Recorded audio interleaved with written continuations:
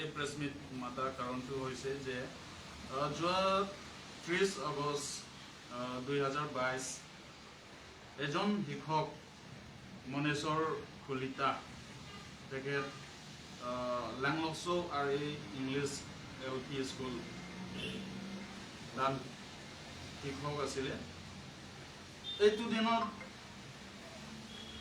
কলিতা ছাৰে মানে নিজৰ ডিউটি গৈ থাকোঁতে আধা ৰাস্তা কেনেকুৱা কিবা হ'ল আজি পৰ্যন্ত মানে তাক পোৱা নাই। এইটো লৈ আৰু English LP school Karbi language teacher Kania টবি বুলি এজন শিক্ষক আছিলে।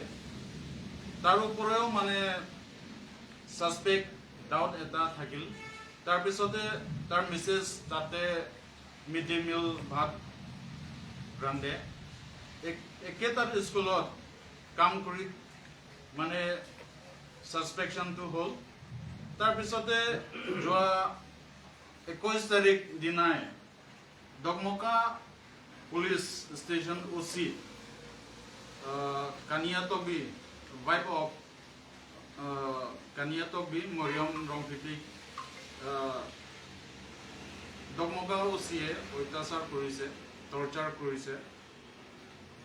খালি মৰিয়ম ৰংপিপি নহয়, আন এজন মহিলাগৰাকীও আছে।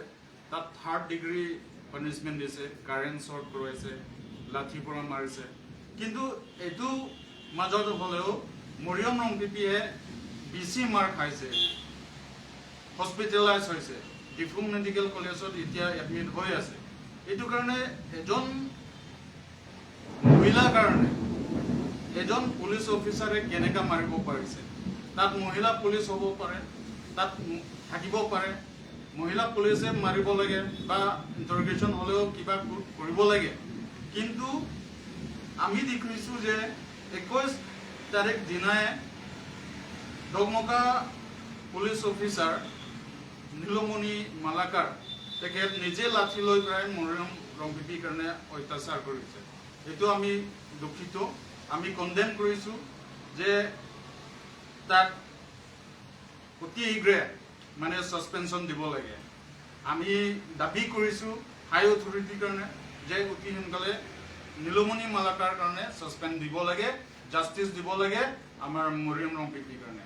আৰু এই মাষ্টৰজনক আজিলৈকে সিহঁতে পোৱা নাই। এইটো failure of law' and order.